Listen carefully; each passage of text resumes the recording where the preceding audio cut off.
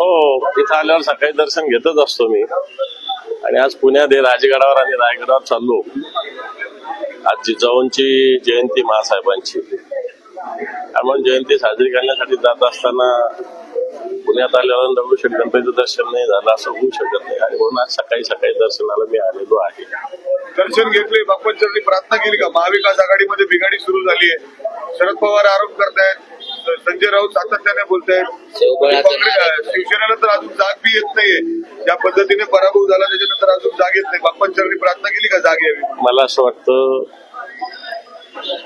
जाग यावी असं कोण म्हटलं मला माहिती नाही, परंतु शिवसेना एक बोलले अमोल कोल्हे हवेवर निवडून येणारे खासदार आहेत.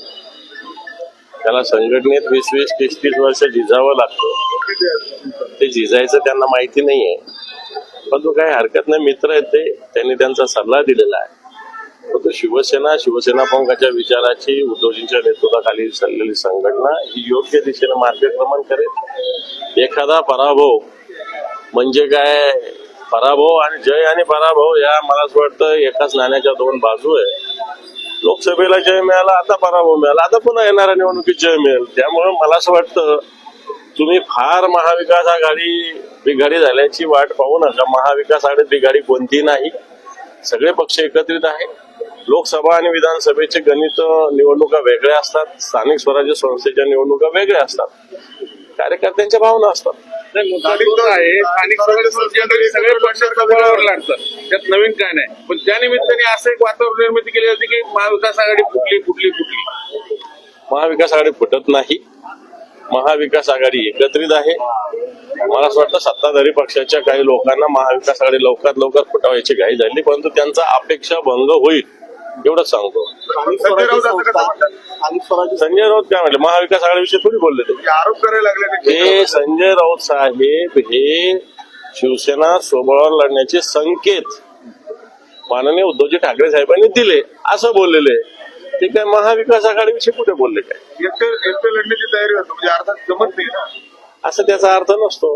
पण सर मुद्दा असा आहे, गेल्या महिन्याभरात आदित्यजी सीएम साहेबांना 3दा भेटलेले आहेत. वेगवेगळ्या कामानिमित्ताने मुख्यमंत्र्यांना राज्याच्या भेटावं लागतं. जनतेचं काम असतं. प्रश्न सोडवणं हे सत्ताधारी लोक करत असतात आणि काही काही प्रश्न हे मुख्यमंत्र्यांच्या स्तरावरचे असतात. आणि म्हणून जनतेच्या प्रश्नासाठी मुख्यमंत्र्यांना भेटणं काही वावगं असायचं काही कारण नाही. आदित्य साहेब भेटले. आदित्य साहेबांनी मला असं वाटतं चांगल्या विषयासाठी मान्य मुख्यमंत्र्यांची भेट घेतली आणि याच्यानंतर घेतली तरी मला असं वाटतं त्याला आश्चर्य वाटू देऊ नये. आणि स्वराज्य संस्था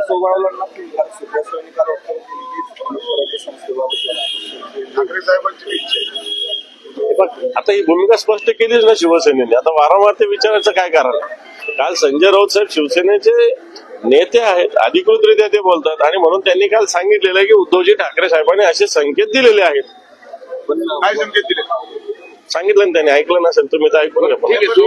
तुम्ही बीड प्रकरणात सांगितलं ना, ऐकून घ्या. तुम्ही काय विचारला? बीड प्रकरणात वाल्मिक कराडवर मोकोका लागला नाही, बाकी आरोपीवर लागलाय आणि सुरेश देश राजीनाम्यावर ठाम आहे. तुमचे काय म्हणणं आहे की राजीनामा होईल धनंजय मुंडे? द्यावा लागेल. जनतेचा दबाव आहे, जनतेची मागणी आहे. ज्या पद्धतीनं गुन्हेगारांना पाठीशी घालण्याचं काम बीडमध्ये धनंजय मुंडे यांच्या नेतृत्वाखाली चालतं, तर याचा अर्थ त्या नेतृत्वाला राज्याच्या वैधानिक संवैधानिक पदावर राहण्याचा कोणताही अधिकार नाही, हे स्पष्ट आहे. आणि त्या धनंजय मुंडे यांना राजीनामा द्यावा लागेल. आता तुम्ही स्वबळाची भाषा मान्य आहे, मुंबईत आहे तुमची ताकद, पण पुण्यात उरले सुरलेले नगरसेवक भाजपनेच पळून दिलेले.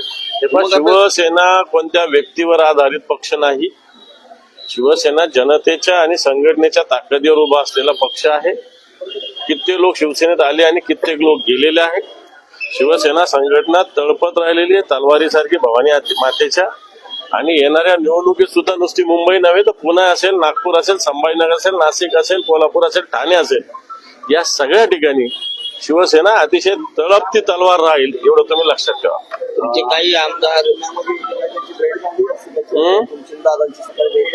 कोण दादा? माझी दादा तुमची भेट झाली माझा सरकार होता नाही, माझी नाही झाली. असते तर मी भेटलो असतो, त्याला काय प्रॉब्लेम.